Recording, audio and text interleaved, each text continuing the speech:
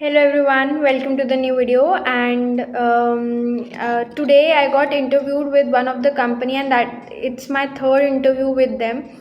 It was a technical round. I already went through one technical, one managerial round, and this was again one round again today. It was technical.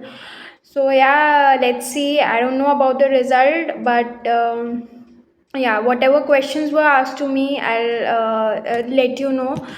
So first of all, the interviewer asked me that do you know about API gateways or not? Do you have any knowledge about that? Then next question was that what all AWS services you have worked on. So whatever services from login to VPC, subnets, then EKS, ECS, and the databases. And how are you provisioning your servers? Like, are you using Terraform or you are doing it manually or not? If you have used Terraform, that can you write a Terraform code to provision the EC2 instance? And after that, when the EC2 instance is created, the output like the EC2 ID we get. So how we can refer that EC2 ID? So that was the question. Those were the follow-up questions.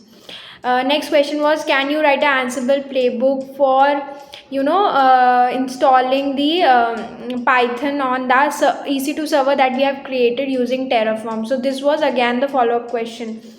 Then second was that tell me about the disaster recovery strategies that you have followed. So basically, in disaster recovery, 2 points are kept into mind: recovery time objective and recovery point objective. Recovery time objective is when how much delay a business can suffer till the services are continued back, and how much data is lost, and when this till the time the services are back. So that is recovery point objective. And the minimum cost is in backup and restore strategy. The maximum is multi site active strategy.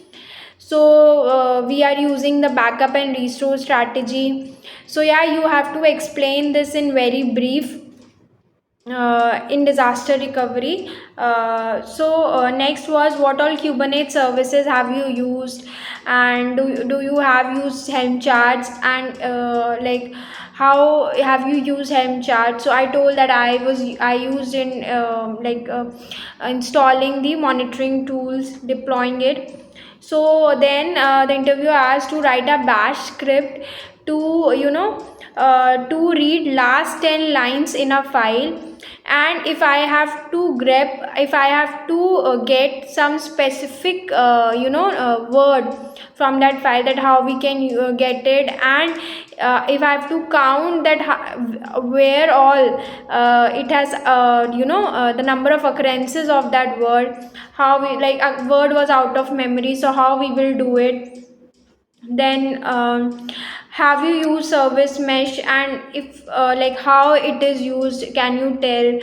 Then next question was that you have written in a resume that you have optimized code, that how have you, what have you done? So basically I told about that in Docker we should always mention the user, we should multi-stage Docker files, and we should always use executable form rather than shell form. In Jenkins we are using parameterized